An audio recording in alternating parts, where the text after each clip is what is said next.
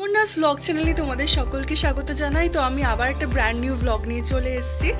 আর এখন প্রায় 12টা 10-15 মতো বাজে। এরপর আমি রেডি হব, চান করব, খাওয়া হয়ে গেছে, রেডি হয়ে যাব পড়তে।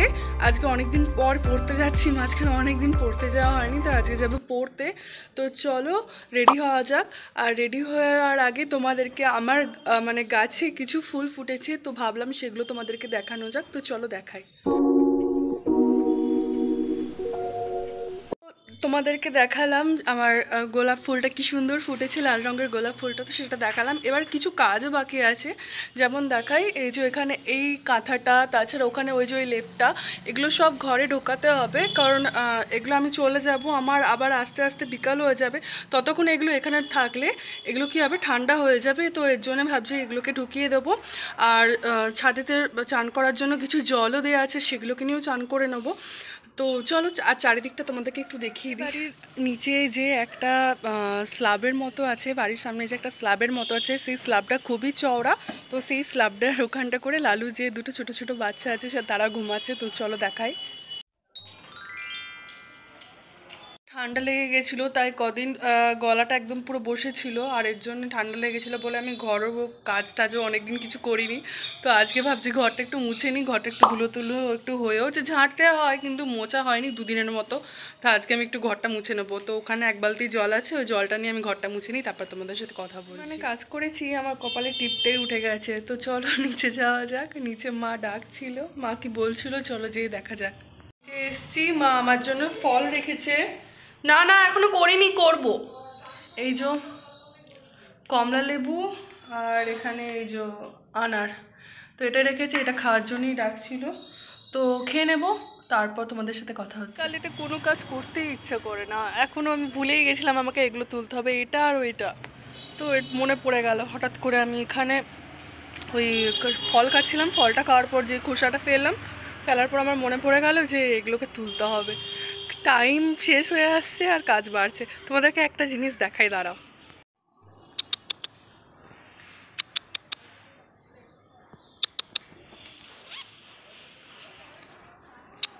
আমি যতবার এরকম ছুচু ছুচু করি, ও ততবার তাকায় আমার দিকে। এটা আমার খুব ভাল লাগে, এটা এত সুন্দর দেখতে না।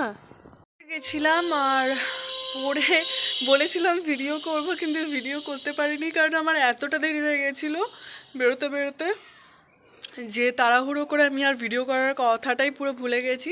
যাই হোক, এখন বাড়ি চলে এসেছি, আর এখন বাড়িতে এসে কিছু খেয়েও নিয়েছি। আমি একটা খেয়েছি, পাউরুটি খেয়েছি, গোল পাউরুটি, যেটা মিষ্টি পাউরুটি বলে। এবার ছাদে এসেছি, ছাদে কিছু জামা প্যান্ট আছে, সেগুলোকে নেব।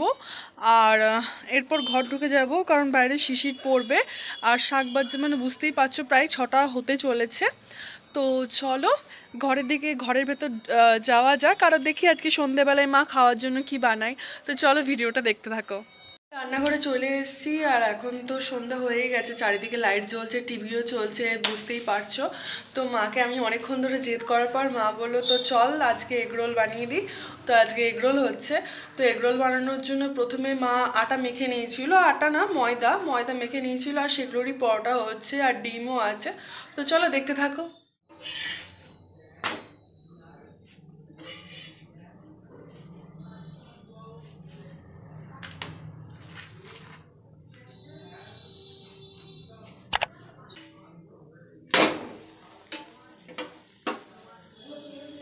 মোটামুটি পরোটা করা হয়ে গেছে, 10-12টার ওপর আছে পরোটা, কারণ আমরা সবাই খাবো, আমি খাবো, পাপি খাবে, ভাই খাবে, তো এর জন্য করে ফেলেছি।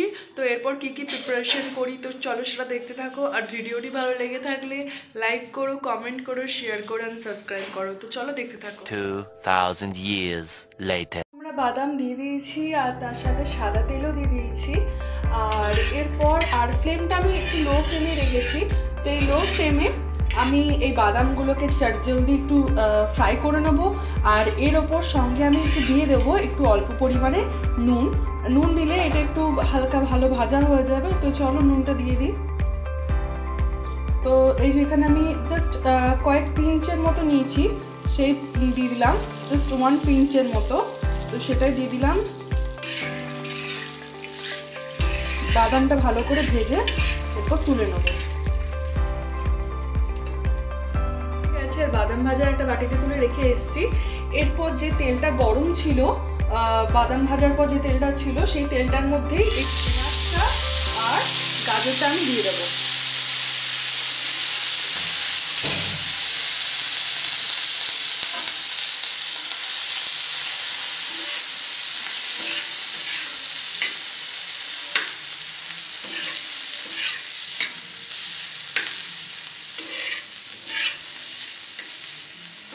এটা একটু হালকা লালচে লালচে করে নেব, দিয়ে নামিয়ে নেব।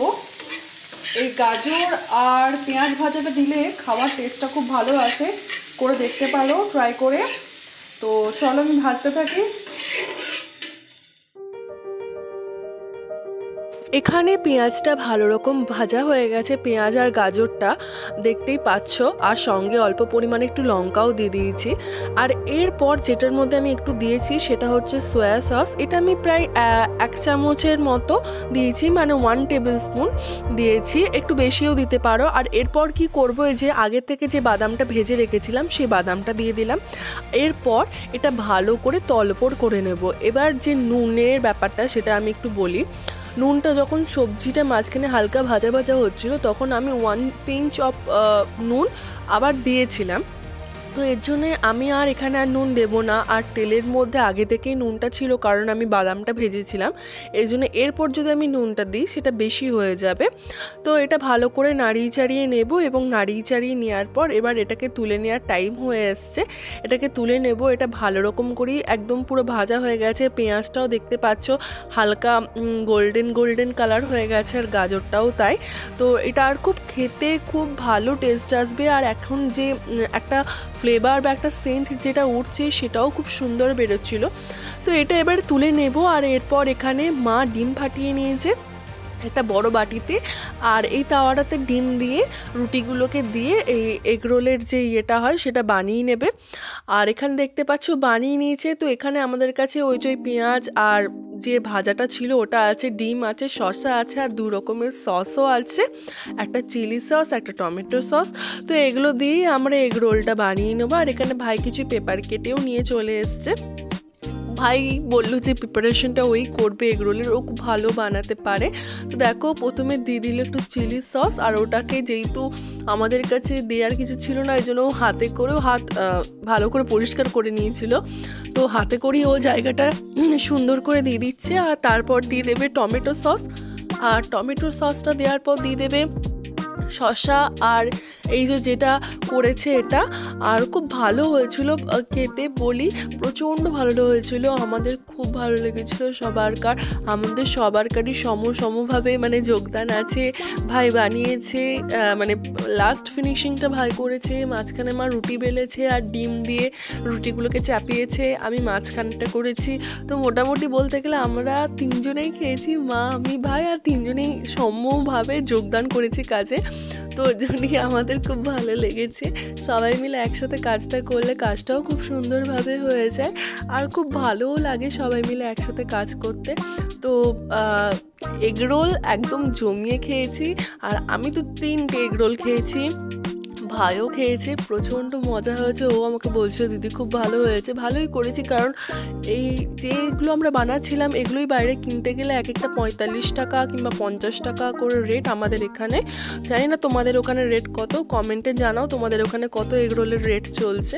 তো এরকম ভিডিও দেখতে হলে চ্যানেলটাকে অবশ্যই সাবস্ক্রাইব করো, পাশে থাকা বেল আইকনটি টিপে দাও।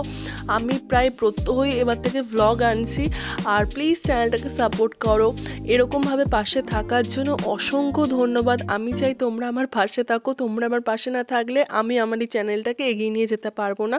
Please support my channel and thank you for watching. আজকের মতো এখানেই। তো আজকের মতো বাই।